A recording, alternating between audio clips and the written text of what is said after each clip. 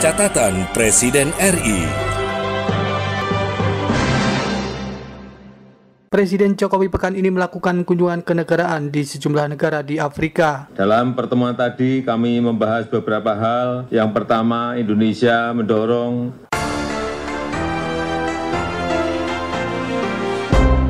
Presiden Jokowi tegaskan Indonesia masih mengkaji keikutsertaannya menjadi anggota BRICS. dan sampai saat ini memang Indonesia belum menyampaikan surat tersebut.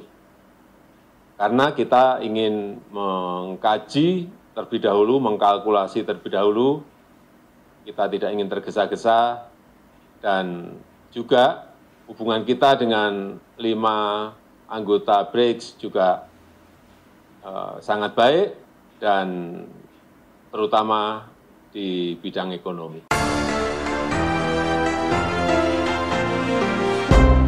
Inilah catatan Presiden RI, catatan tentang kegiatan Presiden Jokowi dalam menjalankan roda pemerintahan dan kenegaraan pada pekan ini. Bersama saya Musli, inilah catatan Presiden RI selengkapnya. Catatan Presiden RI. Senin 22 Agustus, Presiden Jokowi melanjutkan sejumlah kegiatan di Nairobi, Kenya dalam kunjungan kenegaraan di negara tersebut. Presiden Jokowi dan rombongan tiba di Nairobi sehari sebelumnya setelah menempuh penerbangan dari Bandar Udara Internasional Kuala Namu. Presiden Jokowi dalam kunjungan itu antara lain melakukan pertemuan dengan Presiden Republik Kenya. Dalam keterangan persnya, Presiden Jokowi antara lain mendorong agar kemitraan antar negara berkembang terus diperkuat. Presiden berpandangan saat ini sudah saatnya suara dan kepentingan dari negara-negara berkembang harus didengarkan. Pada kesempatan itu, Presiden Jokowi menegaskan Indonesia dan Kenya memiliki kedekatan historis sejak Konferensi Asia Afrika tahun 1955 di Bandung, Jawa Barat. Yang kedua, Indonesia ingin meningkatkan investasi di Kenya, terutama di sektor energi. Untuk itu, saya minta dukungan agar investasi Pertamina dengan Geothermal Development Company senilai 1,5 miliar US dollar dan dengan Guma Group dapat segera terrealisasi dan diperluas di bidang energi baru terbarukan, serta perlunya dibentuk bilateral investment treaty antara kedua negara. Yang ketiga, kerjasama antara BPOM kedua negara dan kerjasama antara Bio Farma dan Biovax bersama Generic Africa Ltd mengenai vaksin dan produk farmasi. Saya harap dapat diperluas untuk produk obat dan produk farmasi lainnya. Keempat, saya telah menyampaikan komitmen Indonesia melalui Indonesian Aid untuk Kenya di bidang kesehatan, ketahanan pangan, penanganan bencana, dan ke depan ini akan terus ditingkatkan khususnya untuk sektor yang menjadi prioritas Kenya. Kelima, dalam kondisi ketidakpastian global saat ini, sudah saatnya kita memperkokoh kembali spirit Bandung antara negara di Global South. Sudah saatnya dunia mendengarkan suara dan kepentingan negara-negara berkembang termasuk hak untuk melakukan lompatan pembangunan. Yang mulia, kunjungan ini telah menghasilkan kerjasama yang konkret, 3 kerjasama antar pemerintah, 8 kerjasama antar BUMN dan swasta, dan saya harap ini dapat segera terrealisasi. Sebagai penutup, saya mengundang Presiden Ruto untuk berkunjung ke Indonesia. Sejumlah menteri mendampingi Presiden Jokowi dalam kunjungan itu, seperti Menteri Luar Negeri Retno Marsudi.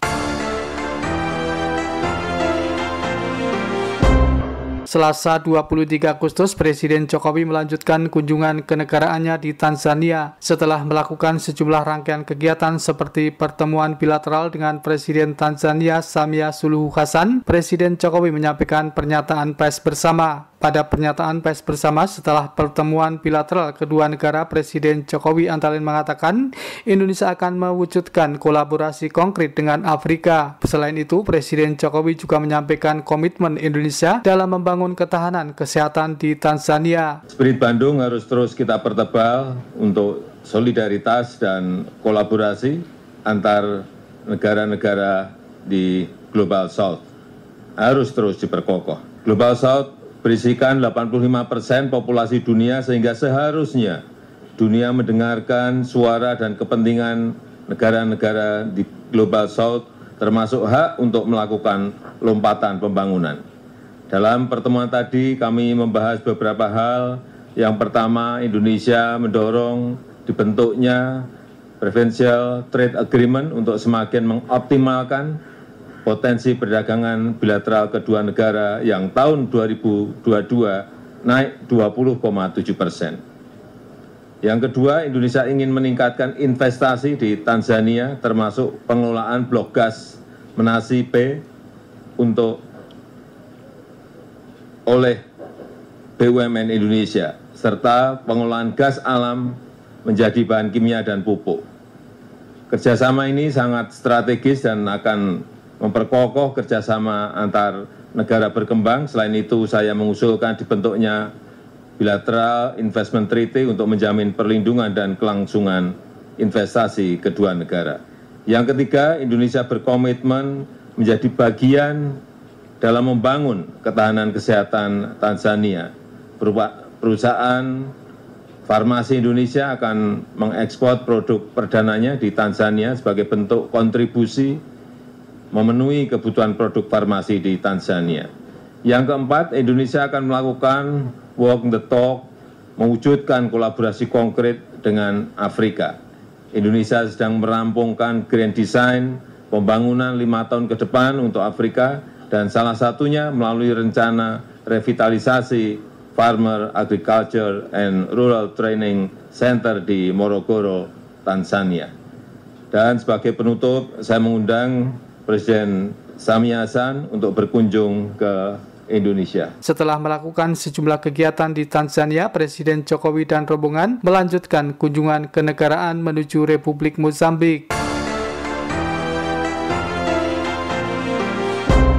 Rabu 23 Agustus, Presiden Jokowi dalam lawatannya di Republik Mozambik melakukan pertemuan bilateral dengan Presiden Mozambik. Pada pernyataan pers bersama, Presiden Jokowi antara lain mengatakan Mozambik merupakan sahabat dekat Indonesia. Oleh karena itu, Indonesia berkomitmen terus memperkuat kemitraan dengan Mozambik. Menurut Presiden, Republik Mozambik merupakan mitra PTA pertama bagi Indonesia di Afrika. Lebih lanjut, Presiden Jokowi menjelaskan Indonesia terus berkomitmen untuk memperkuat kemitraan dengan Mozambik. Dalam pertemuan kami tadi membahas beberapa hal. Pertama, terkait perdagangan. Sejak Preferential Trade Agreement Indonesia-Mozambik diterapkan tahun 2022, perdagangan naik signifikan, yaitu 78% per Juni tahun ini. Dan kami telah sepakat untuk mengoptimalkan pemanfaatan PTA untuk pelaku usaha melalui kerjasama antar kamar dagang. Selain itu, saya juga mendorong ekspor produk kereta oleh BUMN Indonesia ke Mozambik. Yang kedua, saya menyambut baik rencana investasi untuk pengelolaan migas end-to-end oleh BUMN Indonesia dan perluasan investasi di sektor pembangkit listrik serta produksi dan penjualan distribusi gas oleh perusahaan swasta Indonesia. Selain itu, saya juga menyambut baik rencana pembentukan Bilateral Investment Treaty dan menugaskan menteri terkait untuk segera diselesaikan perjanjian ini.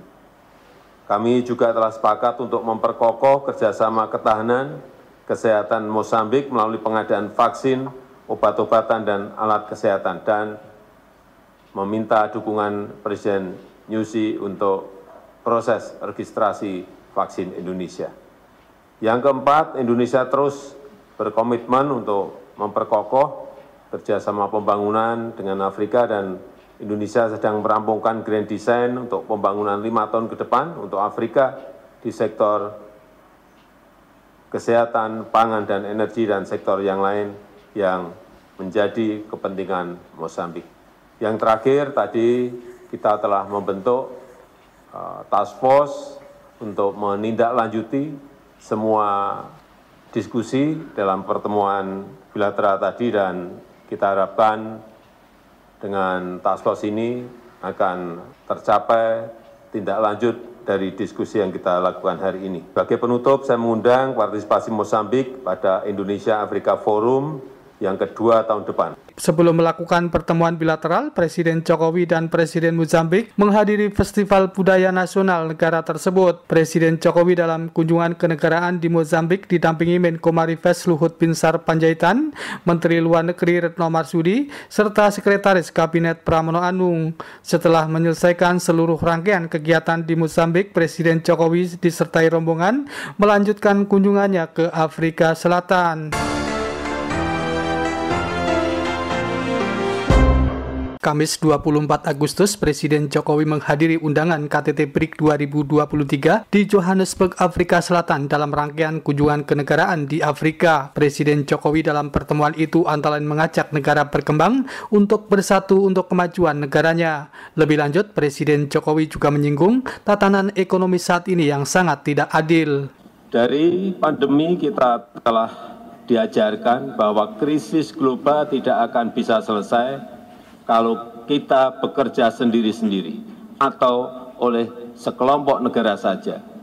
Dibutuhkan kolaborasi dan solidaritas bersama untuk mengatasinya. Kehadiran saya hari ini bukan hanya sebagai pemimpin Indonesia, tapi sebagai sesama pemimpin The Global South yang mewakili 85% populasi dunia yang menginginkan win-win formula. Kehadiran saya di sini juga didasari keinginan untuk terus menghidupkan spirit Bandung yang masih sangat relevan sampai saat ini, di mana soliditas, dan kerjasama antar negara berkembang perlu terus diperkuat. Yang mulia, sebelum kita membahas berbagai kerjasama, ada satu hal mendasar yang harus kita sepakati. Semua dari kita harus konsisten menghormati hukum internasional dan hak asasi manusia. Kita semua melihat tatanan ekonomi dunia saat ini sangat tidak adil, gap pembangunan semakin lebar, rakyat miskin dan kelaparan semakin bertambah, dan situasi seperti ini tidak boleh dibiarkan. Negara berkembang harus bersatu untuk memperjuangkan hak-haknya. Diskriminasi perdagangan harus kita tolak, hilirisasi industri tidak boleh dihalangi. Kita semuanya harus terus menyuarakan kerjasama yang setara dan inklusif. BRICS dapat menjadi bagian terdepan untuk memperjuangkan keadilan pembangunan dan mereformasi tata kelola dunia yang lebih adil. Presiden Jokowi saat menghadiri KTT BRICS didampingi Menko Marifest Luhut Binsar Panjaitan, Menteri Luar Negeri Retno Marsudi, serta Sekretaris Kabinet Pramono Anung. Kamis 24 Agustus dari Johannesburg, Afrika Selatan, Presiden Jokowi memastikan Indonesia masih akan mengkaji serta mempertimbangkan keikutsertaannya menjadi anggota BRICS. Untuk menjadi anggota baru dari BRICS, suatu negara harus menyampaikan surat expression of interest. Semua harus menyampaikan surat itu. Dan sampai saat ini memang Indonesia belum menyampaikan surat tersebut. Karena kita ingin mengkaji terlebih dahulu, mengkalkulasi terlebih dahulu, kita tidak ingin tergesa-gesa, dan juga hubungan kita dengan 5 anggota BRICS juga sangat baik, dan terutama di bidang ekonomi. Setelah mengikuti pertemuan KTT BRICS 2023 di Johannesburg, Afrika Selatan, Presiden Jokowi dan rombongan kembali menuju ke tanah air. Jumat 25 Agustus, Presiden Jokowi dan rombongan tiba di tanah air melalui Bandar Udara Internasional Kuala Namu, Deli Serdang, Sumatera Utara. Presiden Jokowi tiba Jumat pagi sekitar pukul 5:30 waktu Indonesia Barat setelah menempuh penerbangan dari Johannesburg, Afrika Selatan. Presiden berada di Afrika Selatan menghadiri undangan KTT BRICS tahun 2023. Sebelumnya, Presiden Jokowi melakukan kunjungan kenegaraan ke Kenya, Tanzania, dan Mozambik.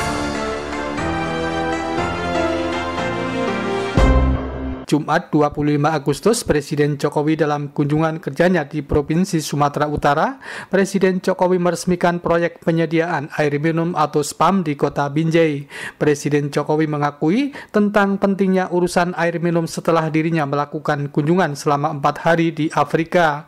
Menurut Presiden Jokowi, terkadang kita tidak merasa betapa pentingnya air karena tidak pernah kekurangan air. Lebih lanjut, Presiden Jokowi mengatakan dirinya bersyukur dengan telah selesainya proyek sistem penyediaan air minum untuk Medan, Binjai, Deli Serdang yang memakan anggaran sebesar 948 miliar rupiah.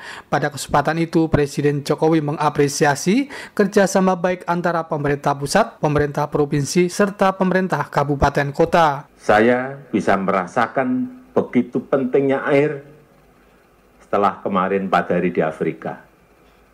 Kita ini sering tidak merasa betapa pentingnya air karena kita tidak pernah merasa kekurangan air. Nggak pernah kekurangan air. Jadi nggak pernah merasa betapa pentingnya itu air. Alhamdulillah telah selesai sistem penyediaan air minum di Medan, Binjai, Deli Serdang yang menelan anggaran 948